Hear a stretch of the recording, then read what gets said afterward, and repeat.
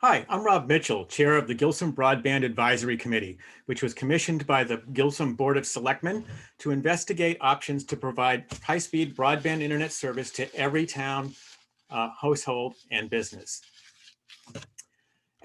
We had a public hearing on January 15th, and several questions came up regarding a proposal by Consolidated Communications to do exactly that. Here are some of the questions.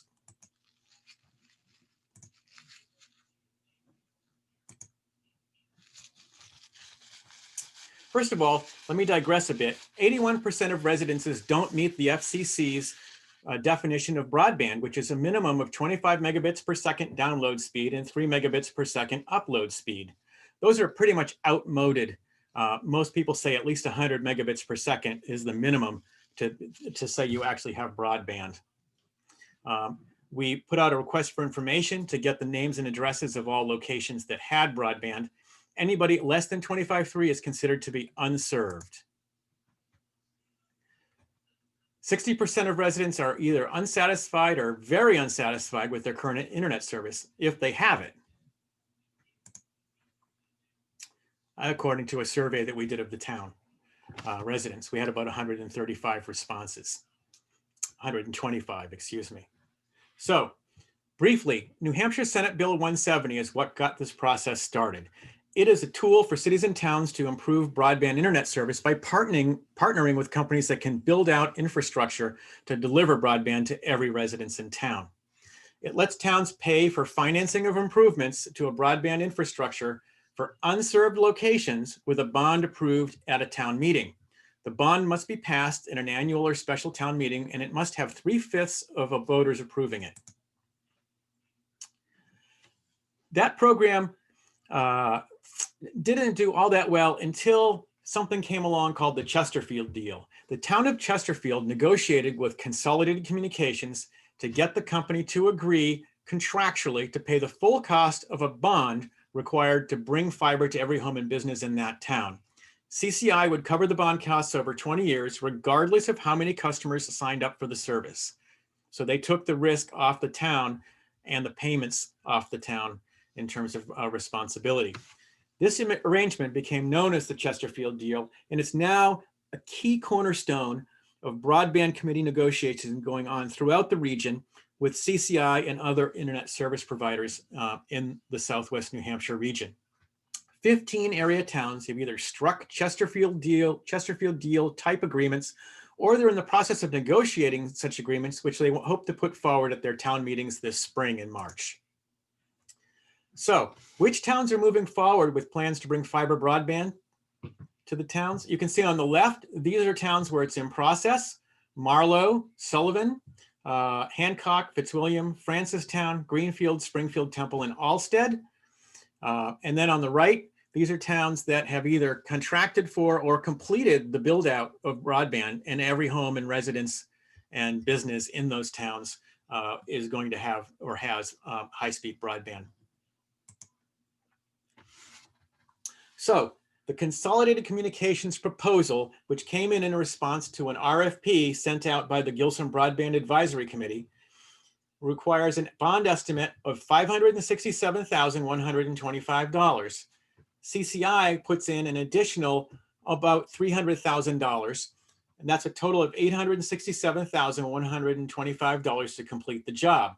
Now, CCI agrees to pay the cost of bond service. That means they're going to pay the principal and interest over 20 years, regardless of how many customers sign up for the service, and that's the Chesterfield deal. There's no cost to the town. They'll even pay the bond attorney fees if we pass this. So there's no upfront cost whatsoever to the town, and there's no effect on property taxes. I'll get to that in a minute.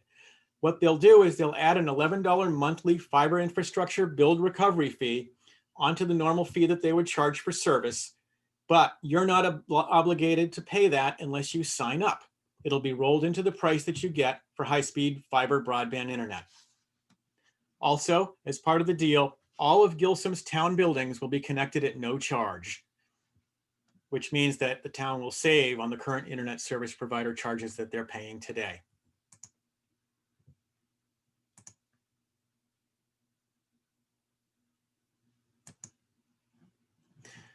Okay, here's the current pricing. So they're going to start out with their promo pricing at $46 a month for 50 megabits per second.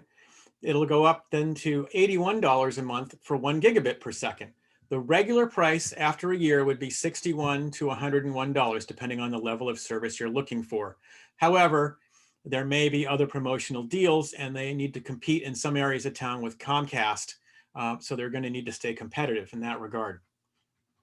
They'll be running fiber up every street, and they will provide a fiber-based connection to every home and business from the street when there's a conduit or telephone pole or something that they can use to get in there. And there's no charge for that if you're signing up for the service. The existing customers that have CCI's DCL service can stay on that if they'd like to. Also, it's important to note that this service is bidirectional. With Comcast, for example, your upload speeds might be as little as 5 megabits per second. Here, if you order the 50 megabit per second plan, it's upload and download speeds. That's important if you're doing backups of your computers to the cloud, for example, or large photo batch updates, or if you're an architect or anyone dealing with large images and large file sizes. It can take days to upload on the current systems, and this would cut that markedly.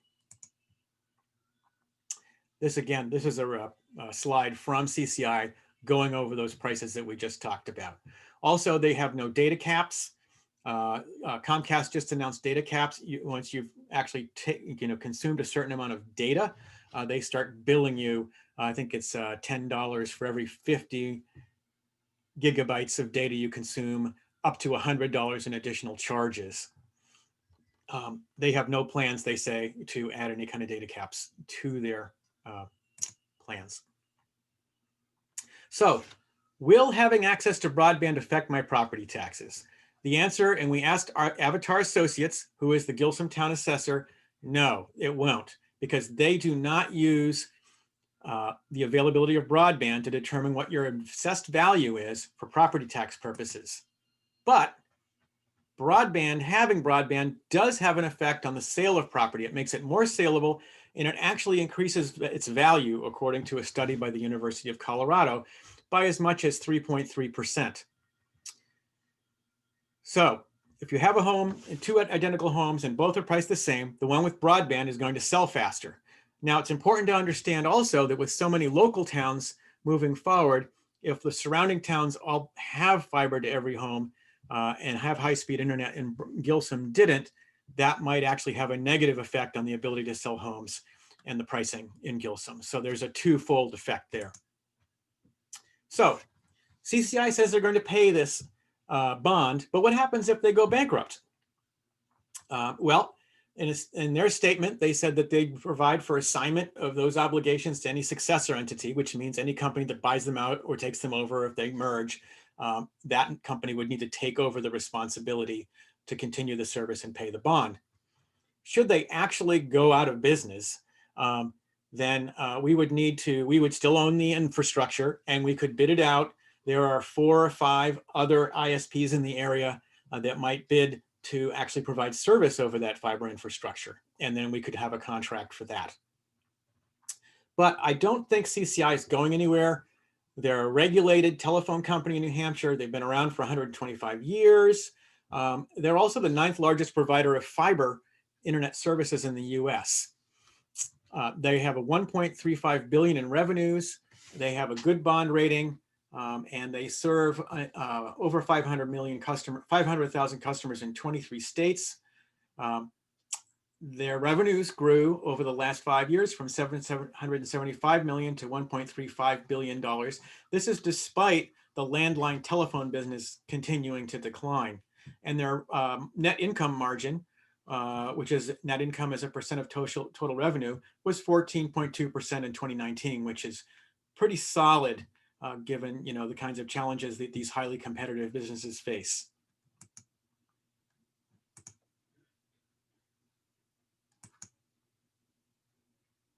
Okay, what about Starlink? Starlink is a currently in beta testing satellite-based service that SpaceX is proposes to roll out. They want to have 42,000 low Earth orbit satellites to deliver broadband service to unserved rural areas. They have 1,000 satellites in place today, and 5,000 are expected by 2025.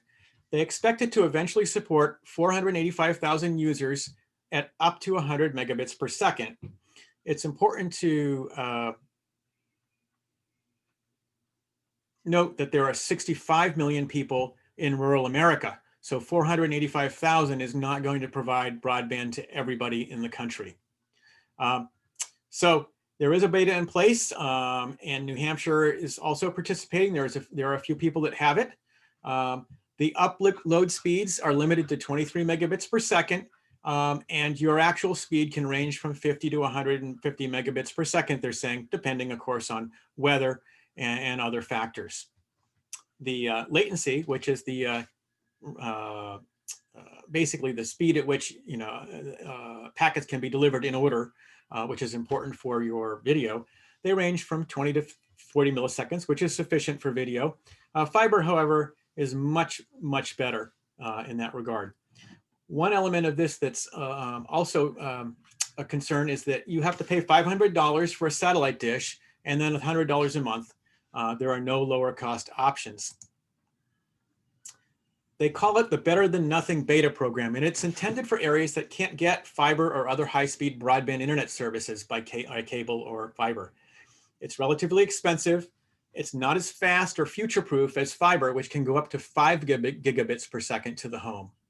Nothing is faster than fiber because the signals travel at the speed of light. The only thing faster than a fiber connection to your home would be 2 fiber connections. So also, satellites can be affected by environmental conditions, and they work better with line of sight transmission, and you've got to keep those clear of snow, ice, and other debris. The one snag right now is that they need to autonomously connect subscribers to the satellites because they don't have people to come out and install these things. The technology to do that and have it automatically aim or re-aim to different satellites remains an obstacle, the company admits, and that problem hasn't been solved yet entirely. The other issue that they face is that these low Earth orbit satellites have to be replaced every 4 or 5 years, and they also create an issue of space junk. And there are also issues about having 42,000 satellites surrounding the Earth. There's only 6,000 in orbit today, and that has been a concern with astronomers. So what are the next steps? On January 25th, which is Monday, at 6:30 p.m., we'll have a public benefits hearing. At the conclusion of that, the select board votes to determine whether there's a public benefit. Their decision will largely be based on what you tell them. So you should really come to this meeting if this is important to you. Immediately following, at 7:30, there will be a bond hearing if the select board votes to move forward. And at the end of the bond hearing, they will vote on moving a warrant forward for the bond. If that happens, then on March 10th at the town meeting, that warrant article will be voted on at town meeting, and it will require a 3/5 majority to pass. So that's what's happening. Those are a few questions and answers. Feel free to post here or send an email to gilsumrocks@gmail.com if you have questions, and I hope to see you at the meeting on January 25th, which is at the school. And there is also the availability of using Zoom to get in. Thank you very much.